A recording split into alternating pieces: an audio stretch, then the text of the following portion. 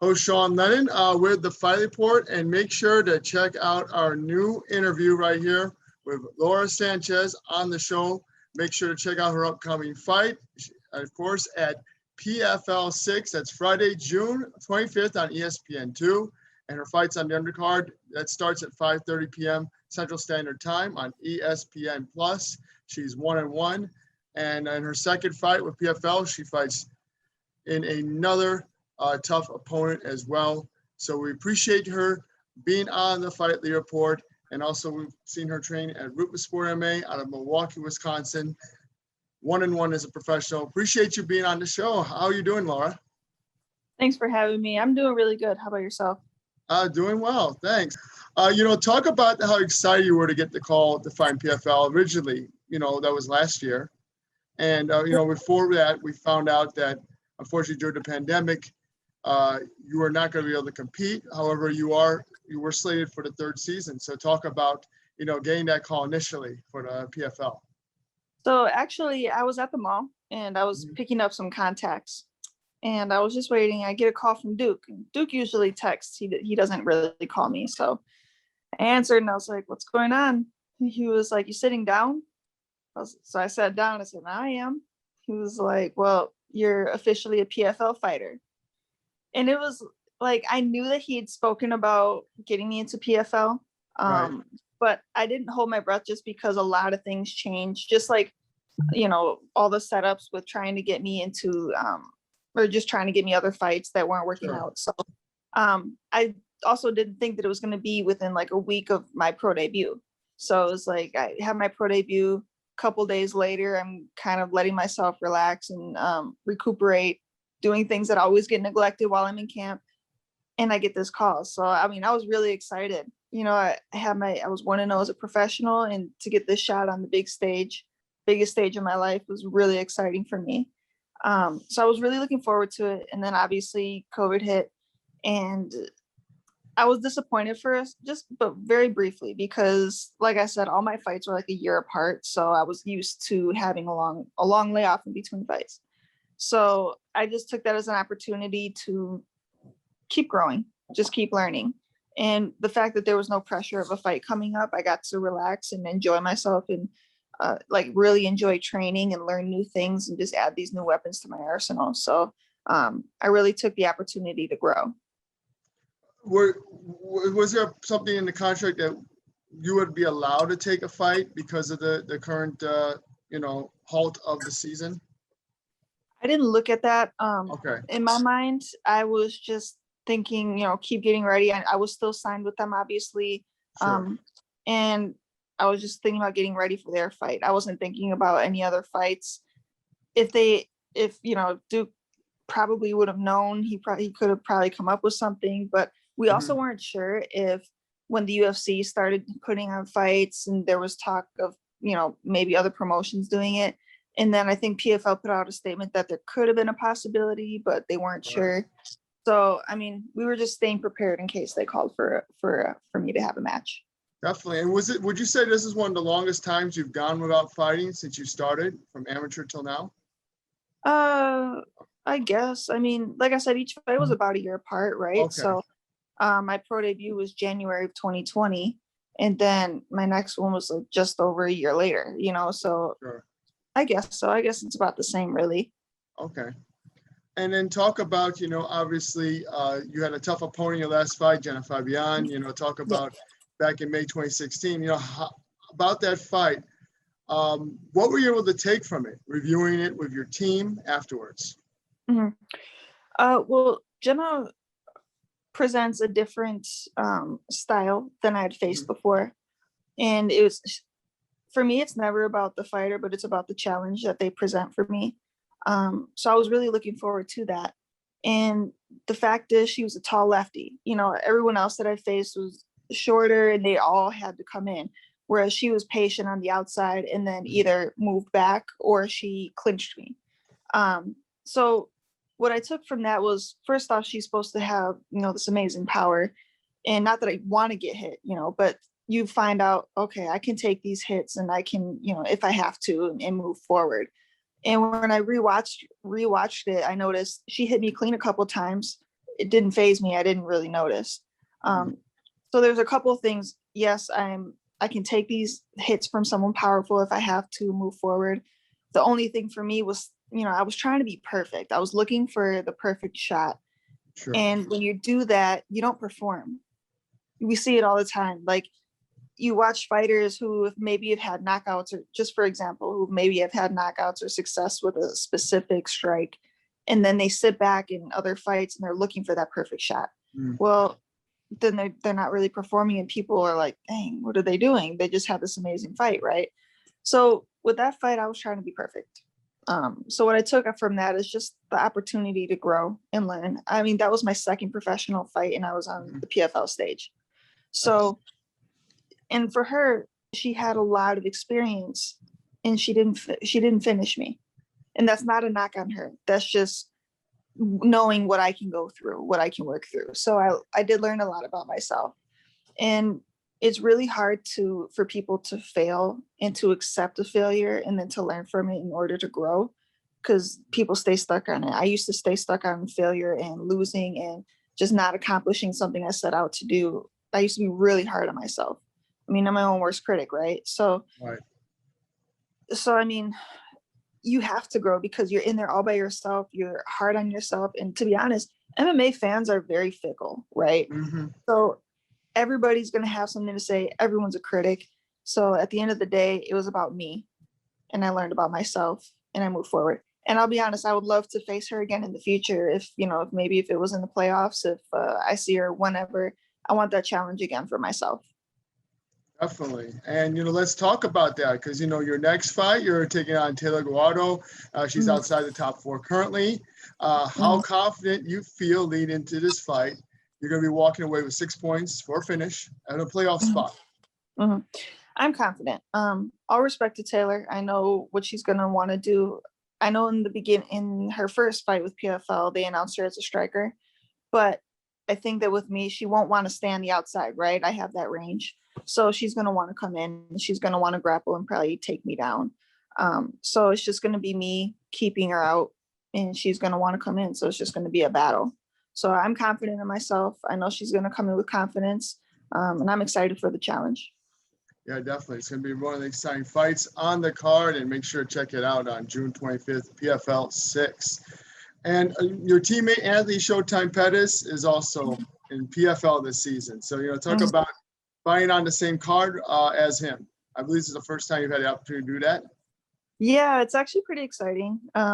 It occurred to me not too long ago, like a couple of days ago. I'm like, I started off at Roufusport, not even on the team yet. I was still playing basketball, but I was training just to learn. And I still used to sit down and watch Duke hold pads for him, Sergio, Eric Koch when he was there. And now I'm on the same card as him, like he's in my mind, he's legendary status. He's earned it. He's been to the top. He's lost the title, and he's come right back and still put on shows and made history. So it's exciting to be on the same card as him. I respect him a lot. Definitely. And, do you feel like there's any opportunity to make the playoff bracket? You talk about any additional pressure that might be on you. I'm not going to focus on the pressure because when you focus on that, your mind's going to go where it's going to go where it shouldn't be. The focus is going to be on me, myself, fighting and having fun. Because like I said, last time I was focused on trying to be perfect. I wasn't focused on just being me and knowing what I'm capable of, because I know what I'm capable of, So it's when I get in there, it's just going to be about me, and the finish will present itself and I'll go for it. And who has helped you the most during the training camp, and how do you feel they've helped you succeed up to this point? I've been working a lot with Scott Cushman. He's worked with me a lot on my boxing in particular. He tends to focus on that a lot with those fighters. So between the last camp and this camp, we've worked pretty much almost every day. And he's helped me grow, because I remember the first time he ever actually taught me anything. And I started as a white belt in Duke's kickboxing system. And he has a ranking system to know where everybody is and when they can join the teams and stuff. and I had just gotten there and we were practicing on kicks. That's all the white belts did. And I just remember he came over and just started critiquing. And at that point on, I just feel like, you know, he's always been in my corner, always had my back, always teaching. He just taught me so much. So, I mean, it means a lot that he's out here with me. Definitely. No, he's kind of quiet. Like, he doesn't do my interviews and stuff like that. I've tried, you know, talking to him on Messenger before. Yeah. Definitely, I could see, you know, obviously how much he's put into all the fighters that he trains with. Oh, for sure. He is a quieter guy. He kind of keeps to himself. If he has something to say, he'll say it. If he doesn't, he won't. That's just how he is. Definitely. And I think that was the first time you had Duke in your corner, right? Back in May. Talk about that. Duke wasn't in my corner. Oh, he wasn't. Okay. No, he was there, and he was in Anthony's for his previous fight, but it was Kush and my teammate Isaiah, who had just turned 18. Oh yeah. So, you know, talk about having them help, you know, with you out in Atlantic City and preparing for the fight. Like, how has it been with you? For you? It's good. So Isaiah came out for the first fight for the full 17 days. He had just turned 18, but he's pretty much a prodigy. He and his brother Joito, they grew up in the Roufusport system, trained under Duke. So, and they're both just so good and versatile and athletic and quick. They know the striking system. They can emulate opponents. And for being so young, he was a really good partner for me to bring out here. But now for this 12-day quarantine, it's just Kush and I, which is good. I mean, I'm fine with it. It's not like we're out here that much longer where I have to get this crazy training in. Now it's just focused on details and making weight and stuff. For sure. And then I'm sure Duke will be in Anthony's corner, but you'll get to, you know, see him after your fight, I would assume, right? Yeah. I mean, I don't know. I think it's now that he's going to be out here for Anthony, because we weren't sure what was happening since Anthony's fight moved. So I think I don't know what was going on, but I think now for this fight, he may possibly be in my corner. I haven't really spoken to him about it, but if he's going to be here, he may. Yeah, I've seen him hold pads for you and stuff, you know, in videos. Yeah. You definitely have some extensive work in. When the PFL season ends, and will there be any opportunities to fight outside the PFL? If you don't have a championship fight to compete for in December, could we see you like at any other promotions or no? I don't know. I haven't even thought about it. I've just been focused on this fight. And the other thing is that my mind is always focused on fighting, and then I also have a full-time job. So it's hard for me to even focus on that job sometimes because I'm like thinking about fighting. But I haven't even thought about any other promotions. I'm just trying to take it one fight at a time, be successful, move forward. And then whatever happens, I'm sure, you know, I have a manager with Sucker Punch. So I'm sure he and Duke are good friends. So they'll probably figure something out for me. Yeah. And then are you excited that Anthony Showtime Pettis is going to launch the Showtime Fighting Championship? I'm looking forward to being there myself in October. Yeah, Anthony's always doing something, which, like I said, I admire him too.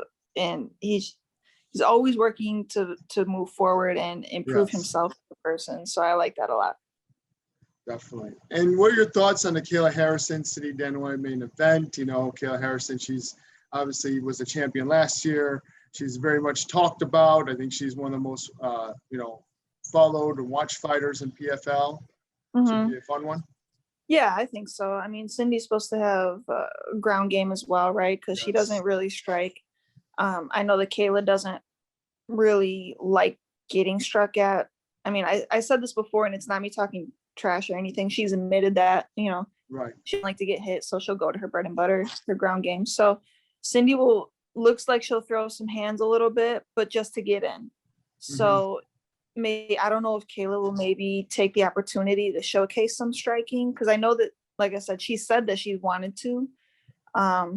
So I don't know. We'll see. I think it'll be an interesting match, though. Yeah, I do too. I think it's going to be really exciting. Obviously, the street Kayla has been on, and, you know, the stuff she's been saying. I think it's good for women's MMA at this point.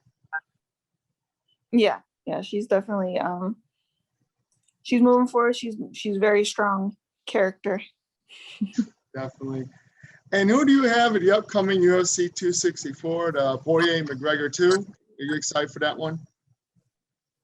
Yeah, I like that fight. I mean, it's interesting because it's like, yeah, before their first fight, there was a lot of trash talk. Poirier was emotional about it and he got caught, right? So then the second one, they were so cordial and like respectful of each other, and it was very weird, right? Because everybody expected Conor to be talking trash, and suddenly he's not. But then people are like, oh, he's losing because he's not talking shit anymore.